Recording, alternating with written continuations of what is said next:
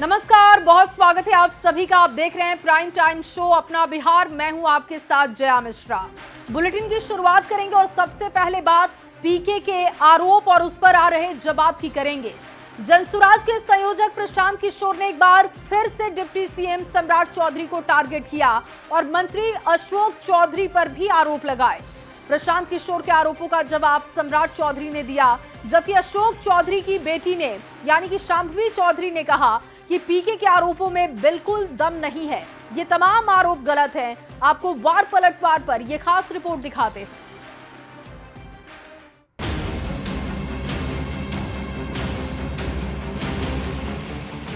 बिहार में चुनाव है और आरोप प्रत्यारोप की सियासत चरम पर पहुंच चुकी है। सोमवार को जनसुराज के संयोजक प्रशांत किशोर ने फिर से आरोपों का पिटारा खोला। मुख्य रूप से निशाने पर रहे सम्राट चौधरी और अशोक चौधरी।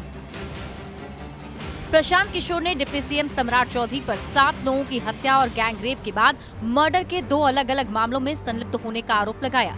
प्रशांत किशोर ने कहा कि तब सम्राट चौधरी जेल गए, लेकिन उम्र और दस्तावेजों का हेरफेर कर जेल से बाहर निकल गए। प्रशांत किशोर ने डिप्टी सीएम सम्राट को बर्खास्त कर गिरफ्तार करने की मांग की। जिस व्यक्ति को जेल में होना चाहिए वो आदमी यहाँ का उप मुख्यमंत्री बना हुआ है, तो मुख्यमंत्री नीतीश कुमार सीधे इस पर कार्रवाई करें। प्रशांत किशोर के आरोपों का जवाब देने में सम्राट चौधरी ने तनिक भी देरी नहीं की। कुछ लोगों के पास कुछ नया नहीं, ये बेचारा आजकल खोजी पत्रकार हो गए। प्रशांत किशोर के आरोपों पर बीजेपी प्रवक्ता कुंतल कृष्ण ने भी पलटवार किया। बीजेपी प्रवक्ता ने प्रशांत किशोर को राजनीतिक बहेलिया और फ्रॉड बताया। वो बिहार में हर उस आदमी के ऊपर आरोप लगा रहा है जो उस जंगल राज से लड़ा था, और हर वो काम कर रहा है जिससे लालू के जंगल राज की बिहार में वापसी का मार्ग प्रशस्त हो। प्रशांत किशोर के निशाने पर सम्राट चौधरी के अलावे एक और चौधरी रहे, वो है बिहार के ग्रामीण कार्य मंत्री अशोक चौधरी। प्रशांत किशोर ने कहा कि अशोक चौधरी टेंडर में 5% कमीशन लेते हैं। उन्होंने 500 करोड़ की संपत्ति अर्जित की। 20,000 से ज्यादा का कॉन्ट्रैक्ट भाई साहब ने दिया है और हर कॉन्ट्रैक्ट में 5% पैसा कमीशन के तौर पर लिया गया है। अशोक चौधरी के ऊपर लगाए गए आरोपों का जवाब देते हुए उनकी बेटी और एलजेपी आरवी की सांसद शांभवी चौधरी ने कहा कि सारे आरोप झूठे हैं। ये सब आरोप झूठे हैं और ये सारे आरोप बेबुनियाद हैं। प्रशांत किशोर ने बार बार फंडिंग को लेकर उठ रहे सवालों का भी जवाब दिया। पीके ने बताया कि 3 सालों में उन्होंने अलग अलग कंपनियों और राजनीतिक दलों से 241 करोड़ फीस ली थी। अपनी पार्टी जनसुराज को 98 करोड़ 75 लाख व्यक्तिगत खाते से चंदा दिया। 30 करोड़ 95 लाख 68 हजार 18% जीएसटी भरा और 20 करोड़ रुपए सरकार को इनकम टैक्स जमा किया। तो केंद्र सरकार जांच करा ले, ईडी सीबीआई इनकम टैक्स लगा ले, 1 पैसे का ऊपर नीचे होगा नहीं। हालांकि बार बार लगाए जा रहे आरोपों पर बीजेपी नेता दानिश इकबाल ने कहा कि बिहार में आरोपों की राजनीति नहीं चलेगी। बीजेपी जल्द पीके को नोटिस देगी। प्रशांत किशोर को जेल जाना होगा। इस तरह का आरोप बिहार में नहीं चलेगा। ये दिल्ली नहीं है अरविंद केजरीवाल की तरह।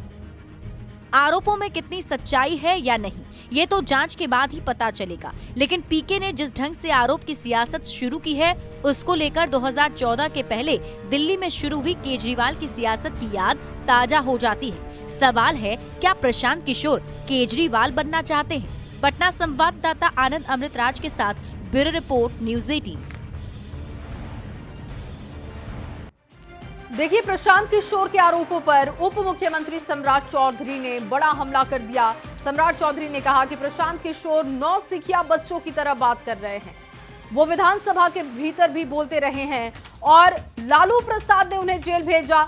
जनता जानती है कि ये पीके सनसनी बनाने वाले नेता हैं। अदालत ने हमें बरी किया। सम्राट चौधरी ने शिल्पी गौतम हत्याकांड में नाम लिए जाने पर भी सफाई दी। सम्राट चौधरी ने कहा कि मीडिया में बने रहने के लिए पीके डिप्टी सीएम और मंत्रियों के खिलाफ बोलते हैं। सम्राट चौधरी ने प्रशांत किशोर से पूछा कि उनके पास 241 करोड़ रुपए कहां से आए। सम्राट ने कहा कि पीके अपराध कर रहे हैं और अपराधी को जवाब देना होगा। प्रशांत किशोर अपने भ्रष्टाचार का हिसाब दें। प्रशांत किशोर ने आज उप मुख्यमंत्री सम्राट चौधरी पर कई गंभीर आरोप लगाए। सर, प्रशांत किशोर की बातों का आपने सुना होगा, आपको जेल जाने ये नौसिखिया बच्चे की तरह बात है। उन्हें सब मैं विधानसभा के अंदर बोलते रहा हूं कि लालू जी ने मुझे जेल भेजा, मैं तो उसके पहले राजनीति में भी नहीं था। नीतीश कुमार जी मेरे लिए 7-7 किलोमीटर पैदल चले हैं, आंदोलन किया है। समता पार्टी ने कश्मीर से कन्याकुमारी तक शकुनी चौधरी दिवस मनाया था उस दिन। यार की जनता जानती है ये लोग सिर्फ सनसनी बनाने वाले नेता हैं। न्यायालय ने हमें बरी किया, न्यायालय में पूर्ण रूप से मैं बरी होकर बिहार की जनता का काम कर रहा हूं। शिल्पी गौतम हत्याकांड में भी आपका नाम, अब नौसुखिया को क्या समझाऊं।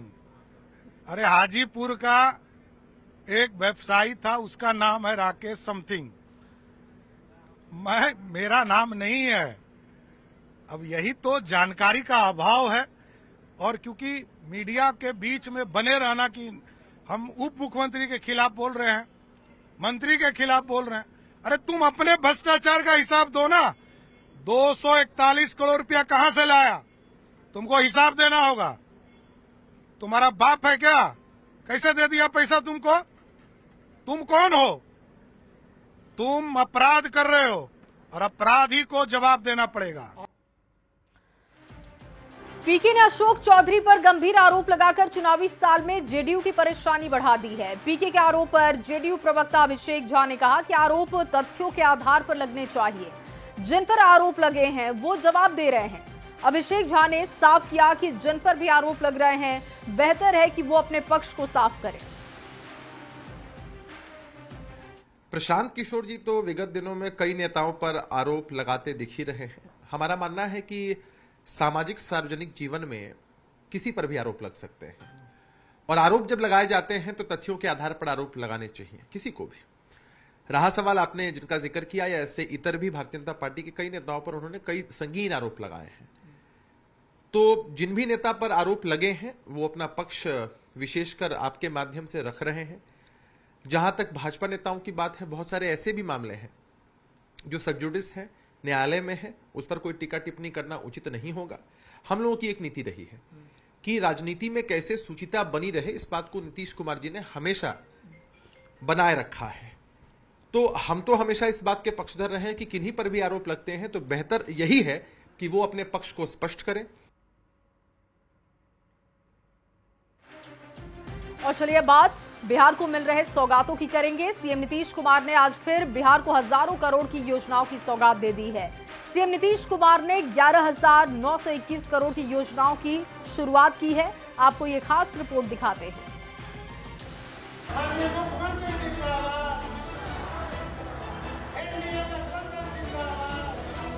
चुनावी साल में सीएम नीतीश कुमार लगातार एक्शन में है। सीएम बिहार में सौगातों की बारिश कर रहे हैं। कई जिलों को हजारों करोड़ की योजनाओं की सौगात देने के बाद सीएम नीतीश कुमार ने सोमवार को बिहार में तोहफों की झड़ी लगा दी। सीएम आवास से 11,921 करोड़ की योजनाओं का शिलान्यास और उद्घाटन किया। सीएम की सौगात में कुल 20,658 योजनाएं शामिल हैं।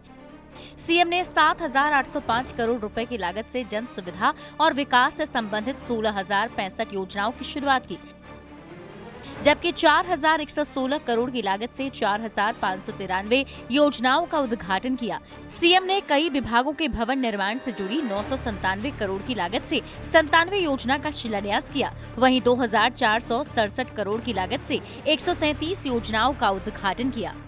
आज मुख्यमंत्री नीतीश कुमार जी ने हजारों करोड़ से संबंधित विभिन्न विभागों के योजनाओं का उद्घाटन और कार्यारंभ किया है। इससे बिहार के लोगों में काफी खुशी है और हर्ष है। लगातार मुख्यमंत्री नीतीश कुमार जी अपने कार्य से लोगों को सौगातें देने का काम करते रहे हैं। बिहार के यशस्वी मुख्यमंत्री श्री नीतीश कुमार जी ने बिहार के विभिन्न जगहों पर 11,000 करोड़ से ऊपर की योजनाओं का उद्घाटन और शिलान्यास किया। यह बिहार के विकास में 4 चांद लगाएगा। कितनी कमाल की बात है ना, आजकल नीतीश कुमार जी सो के उठते हैं तो एक्स पोस्ट पर एक घोषणा कर देते हैं, सोने जाते हैं तो उससे पहले एक घोषणा कर देते हैं, कहीं घूमने जाते हैं वहाँ एक घोषणा कर देते हैं, घूम के वापस आते हैं तो वहाँ एक घोषणा कर देते हैं। 4.5 साल तक बिहार का एक काम याद नहीं आया था नीतीश बाबू। और जैसे चुनाव सिर पर आया और ये रिपोर्ट मिल गई कि इस बार हर जगह से पब्लिक खदेड़ने वाली है, घोषणा पर घोषणा। विधानसभा चुनाव से पहले से नीतीश कुमार लगातार अपने अभियान पर हैं। सीएम हर जिले में जाकर विकास से जुड़ी योजनाओं का तोहफा दे रहे हैं। सीएम ने एक साथ 11,921 करोड़ की योजना की सौगात देकर बिहार में विकास की नई लकीर खींच दी है। इन योजनाओं के शुरू होने से बिहार में विकास कार्यों को नई गति और दिशा मिलेगी। न्यूज 18 के लिए पटना से शैलेंद्र कुमार के साथ रवि एस नारायण की रिपोर्ट।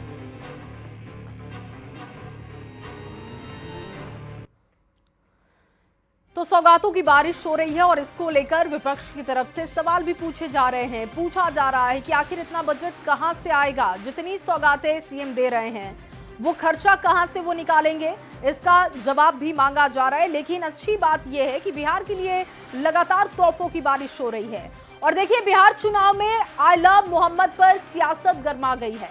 आई लव मोहम्मद वाले पोस्टर पर केंद्रीय मंत्री जीतन राम मांझी ने बयान दिया, जिस पर अब खूब राजनीति हो रही है। मांझी ने ऐसा क्या कहा कि बिहार की सियासत सुलग गई है, आपको इस रिपोर्ट में दिखाते हैं। आई लव मोहम्मद कह करके संसार को प्रचारित नहीं करना चाहिए। इसका मतलब आप लव के खिलाफ है, आप मोहब्बत को मानते ही नहीं है। आई लव मोहम्मद के भी और पीछे खड़े हैं।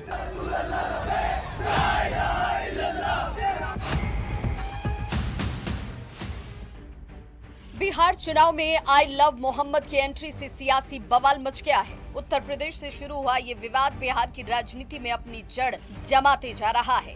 आई लव मोहम्मद पर पहले एआईएमआईएम चीफ असदुद्दीन ओवैसी ने बड़ा बयान दिया और अब केंद्रीय एमएसएमई मंत्री और हिंदुस्तानी आवाम मोर्चा के संरक्षक जीतन राम मांझी ने आई लव मोहम्मद को लेकर कुछ ऐसी टिप्पणी कर दी है जिससे सियासी बखेड़ा खड़ा हो गया है।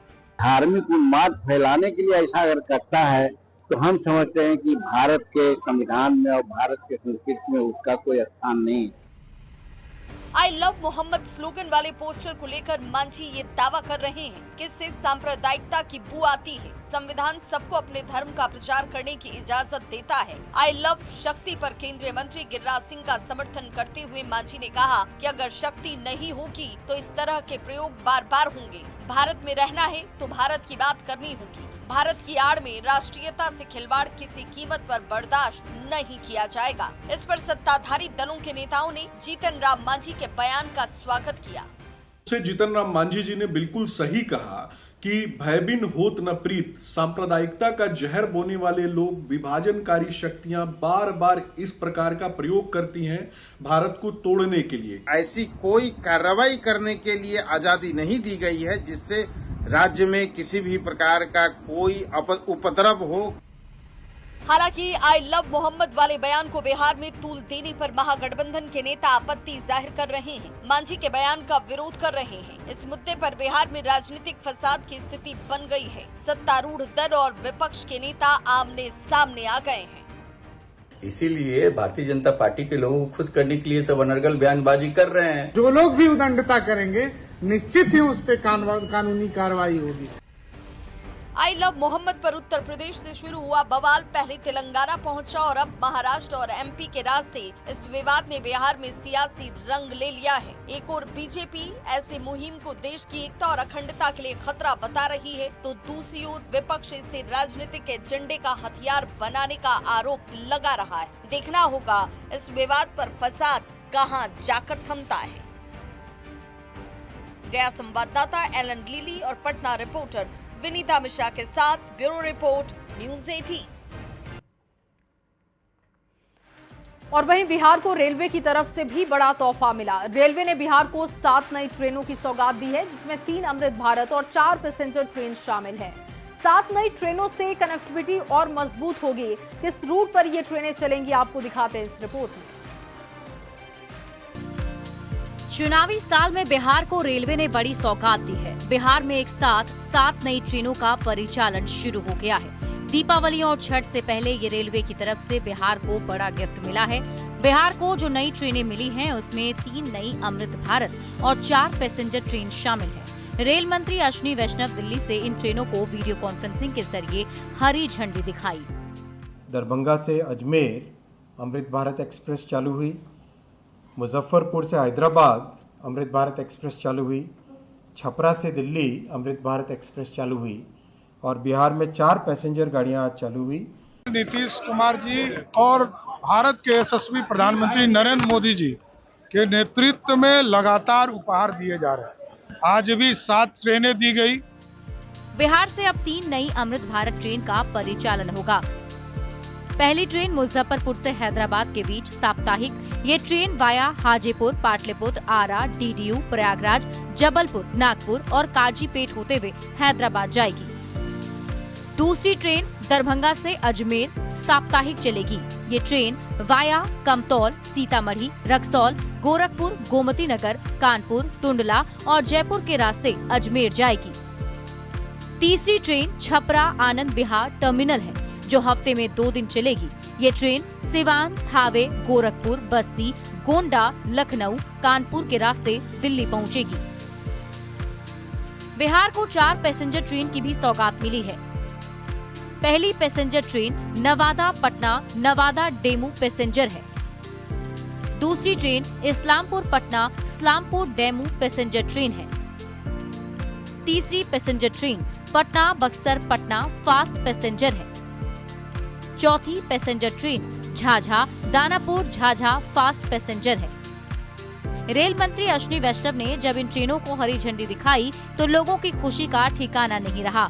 रेलवे बिहार को लगातार नई फास्ट ट्रेनों की सौगात दे रहा है। इससे बिहार के लोगों की यात्रा भी सुलभ हो रही है। लोगों का अब बड़े शहर में बेहद कम वक्त में आना आसान हो जाता है। न्यूज़ 18 के लिए पटना से विनीता मिश्रा की रिपोर्ट। देखिए, बिहार के लिए रेल कनेक्टिविटी का बड़ा दिन रहा जब राज्य को तेलंगाना, राजस्थान और दिल्ली से जोड़ने वाली 3 नई अमृत भारत ट्रेन और 4 नई पैसेंजर ट्रेनों की सौगात मिली। रेल मंत्री अश्विनी वैष्णव ने वीडियो कॉन्फ्रेंसिंग के जरिए ट्रेनों को हरी झंडी दिखाई, जबकि सांसद गोपाल जी ठाकुर ने दरभंगा से अजमेर अमृत भारत एक्सप्रेस ट्रेन को हरी झंडी दिखाकर रवाना किया। सांसद ठाकुर ने प्रधानमंत्री मोदी और रेल मंत्री को धन्यवाद दिया, आभार व्यक्त किया।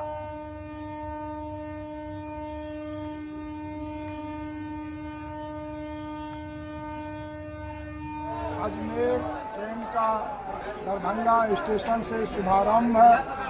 देश के यशस्वी रेल मंत्री आदरणीय अश्विनी वैष्णव जी के द्वारा किया गया है, जिसमें सांसद के रूप में मैं स्वयं और माननीय डॉक्टर धनशीला गुप्ता जी उपस्थित हुई हैं, राज्यसभा सदस्य और तमाम गण्यमान्य व्यक्ति इस स्टेशन पर जुट करके भारत की सरकार, देश के यशस्वी प्रधानमंत्री का अभिनंदन करने का अवसर मिला। माननीय रेल मंत्री का स्वागत। तो देखिए, लगातार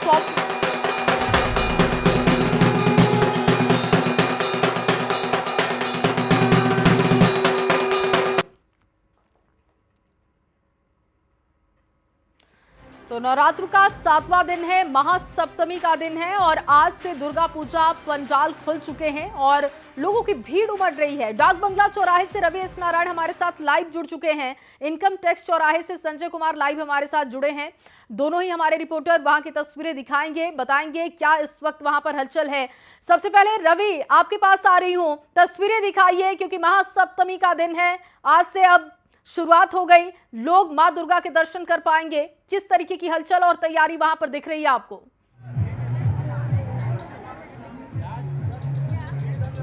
तो बिल्कुल डाक बंगला चौराहे की तस्वीर हम आपको दिखा रहे हैं और भक्तों का जो उत्साह है वो देखते हुए बन रहा है। यहाँ पे जैसे ही आज महासप्तमी के दिन यहाँ से माता के जो पट खुले हैं, उसके बाद ये जो भक्तों का जो हुजूम है, भक्तों की जो भीड़ है, वो डाक बंगला के चौराहे पर यहाँ पे जुटी है। और पटना का डाक बंगला चौराहा इकलौते ऐसे जगह है जो पटना का हर्ट कहा जाता है और लाखों की संख्या में यहाँ पे जुटते हैं। आपको बता दें कि यहाँ पे डाक बंगला चौराहे पर इस साल जो आकर्षण का सबसे बड़ा केंद्र है वो है ये पंडाल। ये पंडाल जो तमिलनाडु के जो तंजौर का बृहदेश्वर मंदिर है उसकी शैली पे ये बनाई गई है और इस पूरे बृहदेश्वर मंदिर जिस तरह से है उसी तरह से ये 80 फीट का लंबा और 56 फीट चौड़ा जो है ये बनाया गया है। और ख़ास बात ये है कि पूरे पंडाल में लगभग 250 जो मूर्तियां हैं भगवान शिव के विभिन्न रूप जो हैं उनको दर्शाया गया है। और ये उत्साह तमाम जो लोग हैं यहाँ पे जो पहुँच रहे हैं उसमें काफ़ी उत्साह देखा जा रहा है। और लोग परिवार के साथ यहाँ पे पहुँच रहे हैं, पूरे फैमिली के साथ यहाँ पे पहुँचे आप लोग? हाँ। सप्तमी के दिन ही घूमना शुरू किए? हाँ। कितनी खुशी है? नहीं खुशी हूँ, बहुत खुशी है। बहुत खुशी है। स्कूल में छुट्टी भी हो गई? स्कूल में हाँ, छुट्टी हो गई। बहुत सुंदर बनाया माता जी। हाँ बहुत सुंदर। देखिए तमाम लोग जो है वहाँ पे और आप आज ही घूमना शुरू, सप्तमी को कितना उत्साह देख रहे हैं। ये देखिए सबसे बड़ी बात ये है कि यहाँ पे तमाम लोग जो हैं ये सप्तमी से ही आज शुरू किया है घूमना उन्होंने, और उनको पता है कि अष्टमी और नवमी के दिन जो है किस तरह की जो भीड़ है वो होती है, और लोग परिवारों के साथ निकले हैं और कोशिश कर रहे हैं कि जितनी जल्दी जो है वो घूम करके यहाँ से निकल सके। और तमाम लोगों का जो उत्साह है वो यहाँ पे आप देख सकते हैं कि यहाँ किस कदर जो है मैं सप्तमी के दिन घूमने के लिए निकले पूरी फैमिली के साथ। Yes sir. कितनी खुशी हो रही है पंडाल तो लोगों का उत्साह दिख रहा है। रवि, लौटती हूँ मैं आपके पास।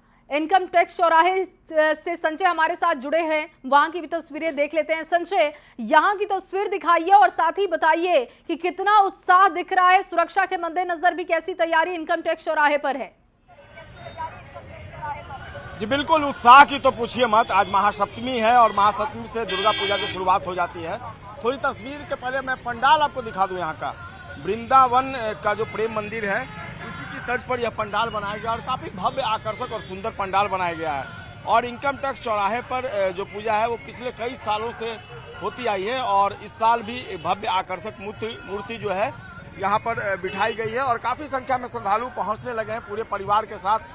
और सेल्फी का दौर जो है वो लगातार जारी है। सेल्फी लेने वाले हर उम्र आयु वर्ग के लोग हैं और देखिए पूरी फैमिली है इस वक्त। सेल्फी लेना नहीं भूल रहे हैं आप लोग।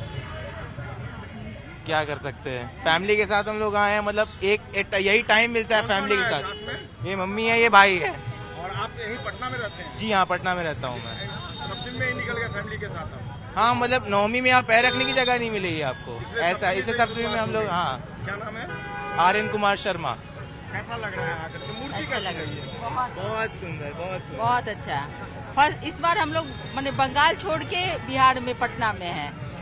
क्योंकि हमेशा हम लोग कोलकाता चले जाते हैं। इसका नानी घर वहीं है। अच्छा, नानी घर वहाँ, इसलिए इस बार पटना में रहना आपने अच्छा था। इस बार इसका एडमिशन को लेकर इस वजह से यहीं पे हैं हम लोग। इनके पापा को साथ नहीं लाई आप? इनके पापा बिहार पुलिस में एसआई हैं। वो अपना ड्यूटी कर रहे हैं। उनको तो 10वीं तक छुट्टी नहीं रहेगा। चलिए, और पापा को छोड़ के भी फैमिली निकली है। ये भी एक तरह का सेक्रीफाइस आप समझ सकते हैं इसको। क्या नाम है आपका? स्वाति शर्मा। स्वाति शर्मा जी, और बता रही हैं कि इनके फादर जो हैं वो फिलहाल ड्यूटी पर है और वाकई में पुलिस कर्मियों का कोई जवाब नहीं है, उनकी सेवता परंता। देखिए लगातार जो तस्वीरें हैं वो ली जा रही हैं, लोग अपनी पूरी फैमिली के साथ एंजॉय कर रहे हैं। और हर साल जो इनकम टैक्स गोलंबर है वहाँ इसी तरीके से पूजा अर्चना की जाती है। भव्य और आकर्षक मूर्ति जो है वो बिठाई जाती है। भीड़, बाहर में जो भीड़ है वो काफी ज्यादा, काफी युवा लोग भी हैं। आप अकेले आए हैं? दोस्त के साथ आए। अच्छा, सप्तमी के दिन ही निकल गए आप लोग? हाँ, बस मोहल्ला का है, कॉलोनी का है, तो आ गए देखने। कितने सालों से आ रहे हैं यहाँ पे आप लोग? जब से जन्म हुआ तब से तो आ ही रहे हैं यहाँ पे। पिछले कई सालों से? कई साल से आ रहे पूजा की परंपरा जी चल रही है। आदित्य कुमार। आप कहाँ के रहने वाले? ठीक है संजय, लौटती हूँ मैं आपके पास एक बार फिर से डाक बंगला चौराहे से। रवि तस्वीरें दिखा रहे हैं। रवि, क्योंकि यहाँ पर लोगों का हुजूम लगातार बढ़ता हुआ भी दिख रहा है, सुरक्षा के मद्देनजर किस तरीके की तैयारी रवि वहां पर दिख रही है?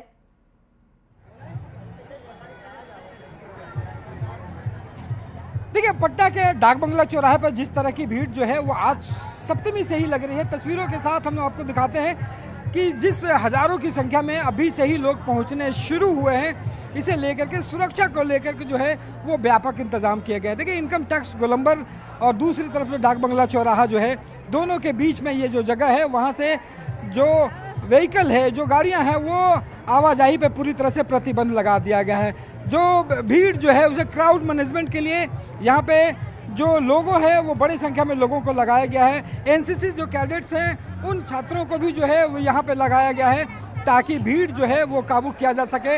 लगातार जो है लोगों से अपील भी की जा रही है। और आज से 3 दिन तक इसी तरीके की तस्वीरें और जोश लोगों का हाई दिखाई देगा। बहुत शुक्रिया आप दोनों का बातचीत करने के लिए, तस्वीरें दिखाने के लिए।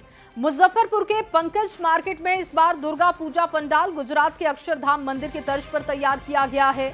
मां दुर्गा के दरबार को शंख और लहड़ी की चूड़ियों से सजाया गया है। जो कि मुजफ्फरपुर की खास पहचान है। पंडाल में वृंदावन जैसा भव्य मंच तैयार किया गया है। दुर्गा पूजा समिति के अध्यक्ष प्रवीण चौधरी ने बताया कि 1.5 लाख रुद्राक्ष से शिवलिंग स्थापित यहां पर किया गया, जिसके साथ लगातार हवन भी चलता रहेगा। मुजफ्फरपुर के पंकज मार्केट में बना ये पंडाल सभी के लिए आकर्षण का केंद्र बना हुआ है।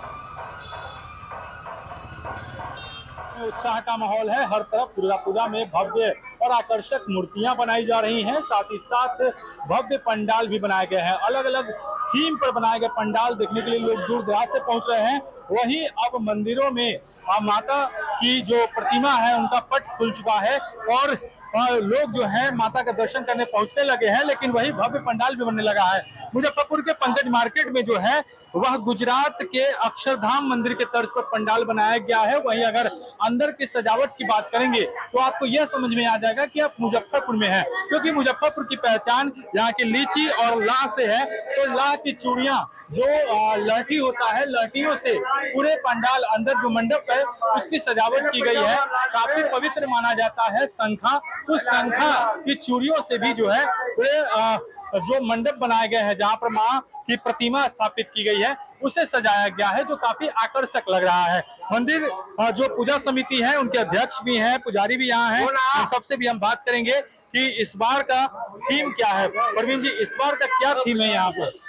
पहले तो पूरे शहर वासियों का दशहरा का हार्दिक शुभकामना। हर साल के भांति इस साल भी साथी परिषद दुर्गा पूजा समिति बड़ी ही धूमधाम से पूजा करने जा रही है और इस बार एक अलग रूप की इतिहास रचने जा रही है, क्योंकि 54 साल होने जा रही है साथी परिषद दुर्गा पूजा समिति के। मेन गेट जो दर्शाया गया है वो मेन गेट है, गुजरात का अच्छे धाम का रूप दी गई है। और मेन गेट से माता के दरबार में जो आप आए हैं दर्शन करने जो आएंगे उनको ये लगेगा कि वृंदावन में मैया विराजमान है। यह 54 वर्षों से पूजा होती आ रही है।